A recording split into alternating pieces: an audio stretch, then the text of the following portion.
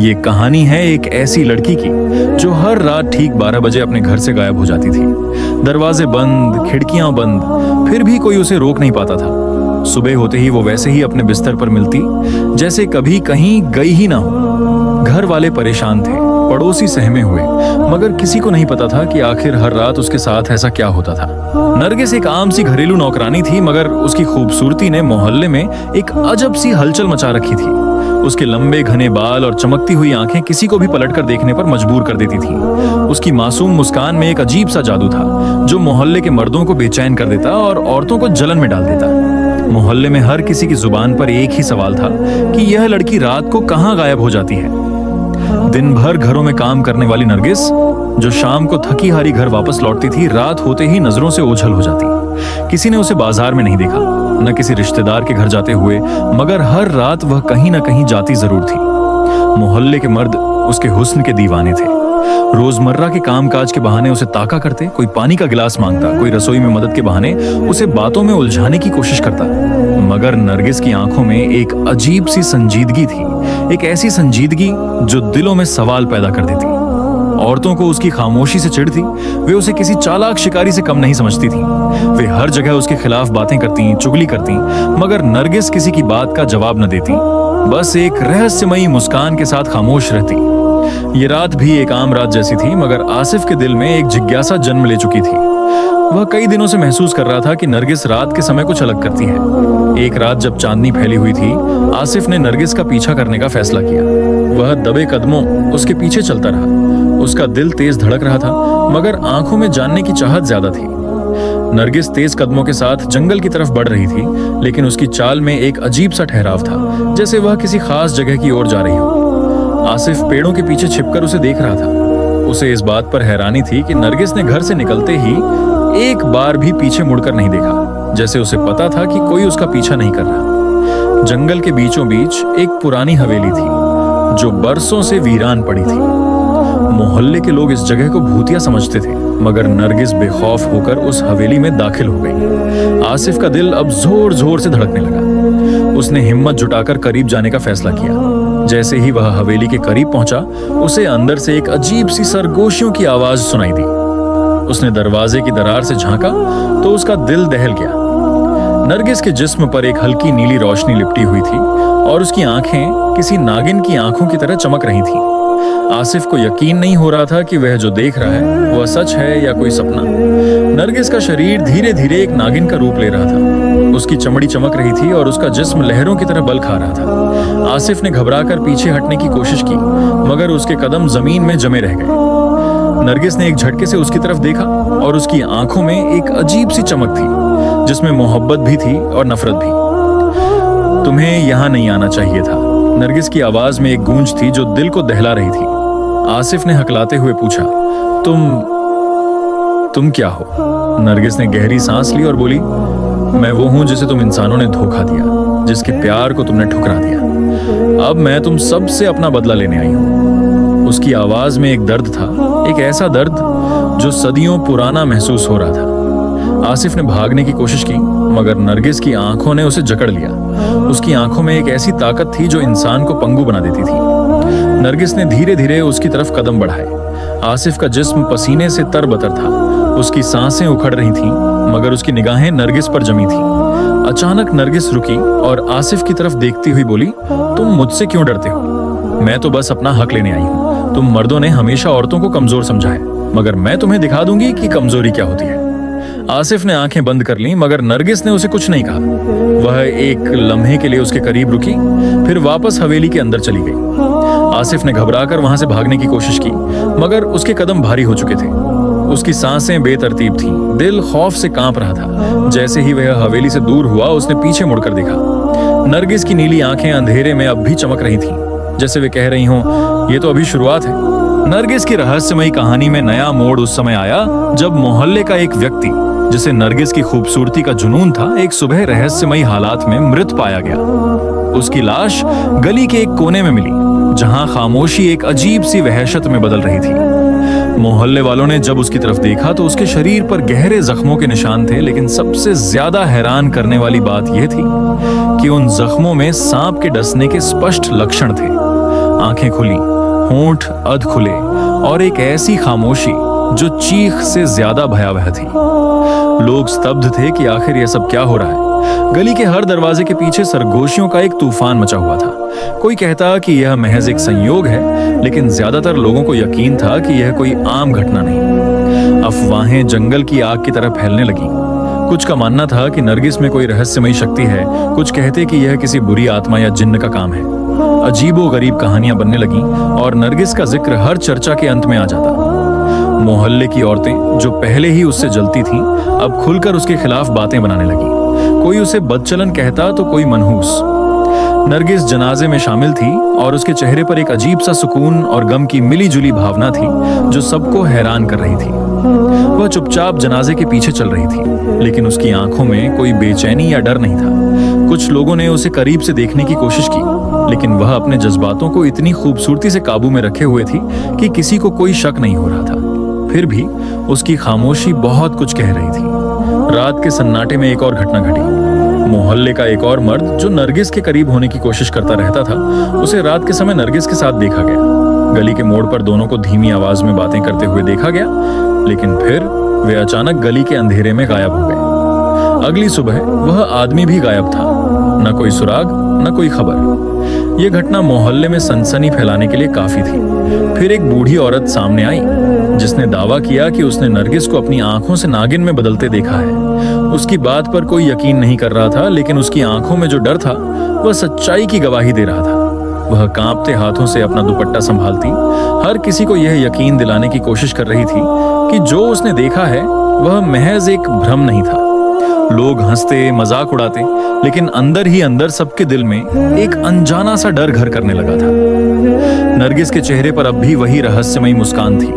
उसकी आंखों की गहराई में कोई ऐसा राज था जो सिर्फ रात के अंधेरे को पता था। मोहल्ले की गलियां जो दिन में शोरगुल से भरी रहती थीं, रात के सन्नाटे में एक अलग ही कहानी सुनाती थी। नरगिस के अस्तित्व में छिपी यह कहानी अब सिर्फ सरगोशियों में नहीं रही, बल्कि एक भयावह रहस्य के रूप में हर दिल में जगह बना रही थी। मोहल्ले में एक नया चेहरा आया था, एक आलिम दीन, धार्मिक विद्वान जो दूर दराज इलाकों में जिन्न और अन्य रहस्यमयी घटनाओं को हल करने की ख्याति रखता था। लोग उसे इज्जत और डर के मिले जुले जज्बात के साथ देखते थे, और जब नरगिस के इर्द गिर्द घूमती इन रहस्यमयी मौतों की बात उसके कानों तक पहुंची तो उसने इसे एक आम घटना नहीं समझा। उसने इस मामले को गंभीरता से लिया और अपनी जांच पड़ताल शुरू की। खामोशी से मोहल्ले के हर घर के दरवाजे पर जाकर सवाल करता, लोगों की बातें सुनता और उनके रवैये को परखता। लेकिन जब भी नरगिस का जिक्र आता, उसकी आंखों में एक अजीब सी गंभीरता छा जाती।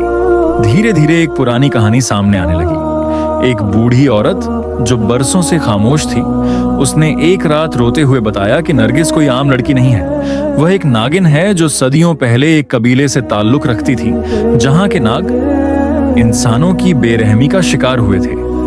गांव के जालिम मर्दों ने उसके कबीले के नाग को बेरहमी से मार डाला था, और उसका बदला लेने के लिए नरगिस ने इंसानी रूप धारण किया था। वह यहाँ एक आम घरेलू नौकरानी के रूप में रह रही थी, ताकि एक एक करके उन सबको मार सके जिनके पूर्वजों ने उसके कबीले पर अत्याचार किया था। यह राज जानकर मोहल्ले में एक अजीब सी वहशत फैल गई। लोगों के दिलों में एक सवाल ने जगह बना ली कि कौन अगला होगा। दिन के उजाले में नरगिस एक मासूम और गरीब घरेलू नौकरानी नजर आती थी। उसके चेहरे पर हया और आजजी थी जो हर एक को प्रभावित करती थी। वह खामोशी से घरों में काम करती, झाड़ू लगाती, बर्तन धोती और हर हुक्म पर सर झुकाकर अमल करती। लेकिन रात के अंधेरे में वह एक खूंखार नागिन बन जाती जो मर्दों को अपनी मोहब्बत के जाल में फंसाकर उन्हें मार देती थी। उसकी दोहरी शख्सियत ने लोगों को उलझन में डाल दिया था। कोई यकीन नहीं कर पा रहा था कि यह वही नरगिस है जो दिन में इतनी मासूम नजर आती थी। एक और रात एक नया हादसा हुआ। मोहल्ले का एक और मर्द जो नरगिस के हुस्न का दीवाना था, अचानक गायब हो गया। उसके दोस्तों ने उसे आखिरी बार नरगिस के साथ देखा था। वह उसके पीछे पीछे गली के नुक्कड़ तक गया था, जहां नरगिस ने मुस्कुराकर उसे अपनी तरफ बुलाया था, लेकिन उसके बाद वह कभी वापस नहीं आया। अगली सुबह उसकी लाश करीब के मैदान में पाई गई, जहां उसके जिस्म पर भी सांप के डसने के निशान थे। उसकी आंखें खौफ से खुली हुई थीं और चेहरे पर ऐसा तासुर था जैसे मरने से पहले कुछ नागाल बयान देखा हो। इस वाकये ने मोहल्ले को पूरी तरह खौफजदा कर दिया। लोग अपने घरों में कैद हो गए।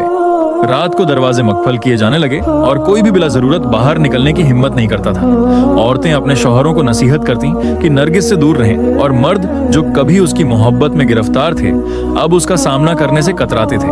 लेकिन नरगिस के चेहरे पर अब भी वही रहस्यमयी मुस्कान थी। ऐसा लगता था जैसे उसे मालूम था कि उसके शिकार कब और कहां आएंगे।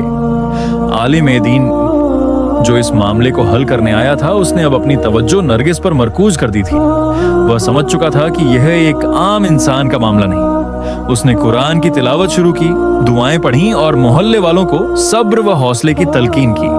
लेकिन नरगिस की आंखों में एक ऐसी चमक थी जो उसके अल्फाज को बेअसर बना रही थी। वह जब भी नरगिस को देखता उसे महसूस होता जैसे वह किसी और दुनिया की मखलूक के सामने खड़ा है। एक ऐसी मखलूक जो सदियों का गुस्सा अपने अंदर समेटे हुए थी और अब उसके रास्ते में कोई भी आए उसे खत्म कर देने पर तुली हुई थी। मोहल्ले के लोग बेबस थे। वे जानते थे कि कुछ बड़ा होने वाला है, लेकिन कोई नहीं जानता था कि वह क्या होगा। नरगिस की दोहरी जिंदगी, दिन में मासूम और रात में खूंखार, अब एक खुली किताब बन चुकी थी। लेकिन इस किताब का आखिरी सफा अभी बाकी था। आलिम दीन की मुदाखलत ने मोहल्ले में एक नई हलचल मचा दी। मस्जिद के मिंबर से दी जाने वाली तंबीह ने कई दिलों को झंझोड़ दिया, लेकिन इंसानी फितरत हमेशा से तजस्सुस और हवस की असीर रही है। चंद लोग इस नसीहत को संजीदगी से लेते नजर आए, मगर ज्यादातर के चेहरों पर बेयकीनी की झलक वाज़ेह थी। कुछ का मानना था कि नरगिस महज एक आम लड़की है जिसे गलत समझा जा रहा है, जबकि बाज के दिलों में उसके लिए खौफ की बजाय मजीद तजस्सुस बढ़ता जा रहा था। नौजवान फहद जो नरगिस से सच्ची मोहब्बत करता था उन चंद लोगों में से था जो उसकी हकीकत जानने के बावजूद उसके करीब रहना चाहते थे। उसकी आंखों में नरगिस के लिए एक ऐसा जज्बा था जो दूसरों से बिल्कुल मुख्तलिफ था। वह नरगिस को एक नागिन के तौर पर नहीं बल्कि एक दुखी रूह के तौर पर देखता था जो दुनिया के जुल्म व सितम सहते सहते पत्थर दिल बन चुकी थी। नरगिस को समझने का यह झाविया फहद को दूसरों से अलग करता था और शायद यही चीज नरगिस के दिल में भी एक हलचल मचा रही थी। लेकिन मोहब्बत और फितरत का यह तसादुम आसान नहीं था। नरगिस के दिल में एहसासात तो जाग रहे थे, मगर उसके अंदर की नागिन सदियों की नफरत का बोझ लिए घूम रही थी। वह अपने इंतकामी आग को भुलाने के लिए तैयार नहीं थी।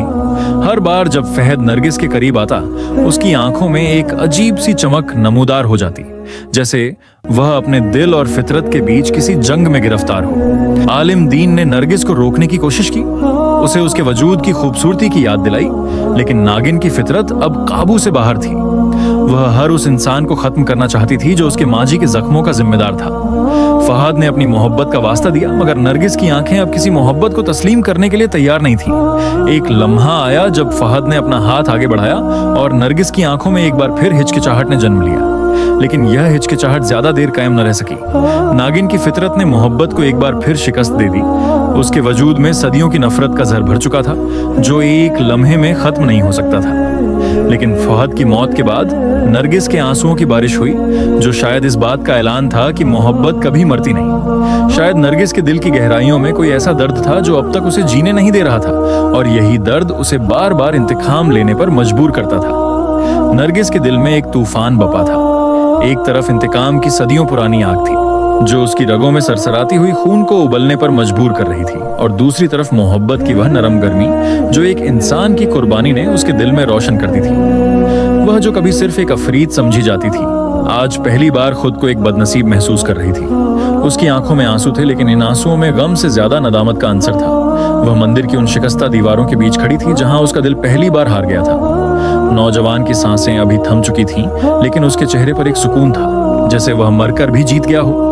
नरगिस ने उसके चेहरे को अपने हाथों में थाम कर देखा तो उसकी आंखों में जो अक्स उभरा वह एक ऐसे शख्स का था जिसने नरगिस को एक इंसान समझा, एक दिल वाला वजूद जो मोहब्बत करना जानता था। यह लम्हा नरगिस के वजूद को झंझोड़ कर रख गया। वह जो खुद को हमेशा से नाकाबिले शिकस्त समझती थी, आज मोहब्बत की ताकत के सामने टूट चुकी थी। उसका कबीला उसे पुकार रहा था, उसके बुजुर्गों की आवाजें उसके कानों में गूंज रही थीं। वापस आ जाओ, तुम इंसान नहीं हो, तुम उनके साथ नहीं रह सकती। लेकिन नरगिस के कदम जमीन पर जमने लगे थे। उसकी नजरें उस नौजवान की कब्र पर थीं, जहां उसके आंसुओं ने मिट्टी को भी नम कर दिया था। उसे पहली बार एहसास हुआ कि वो एक इंसान से ज्यादा कुछ नहीं चाहती थी। उसकी सांसों में जो सरसराती आवाज थी वह अब सिर्फ एक शौक मोहब्बत में बदल चुकी थी। मोहल्ले वाले अब नरगिस को एक अफरीद के बजाय एक बदनसीब रूह समझने लगे थे। लोग जो कभी उसके नाम से खौफजदा हो जाते थे अब उसकी दास्तान को हमदर्दी से सुनते थे। औरतें जो कभी उसके खिलाफ बातें करती थीं अब उसकी कहानी सुनकर आंसू बहाती थीं। एक कुर्बानी ने नरगिस को एक नई पहचान दी थी। नरगिस ने मंदिर की दीवारों को आखिरी बार देखा और गहरी सांस के साथ आसमान की तरफ देखा। तारे आज कुछ ज्यादा चमकदार लग रहे थे, जैसे आसमान भी उसकी कहानी को सुन रहा हो।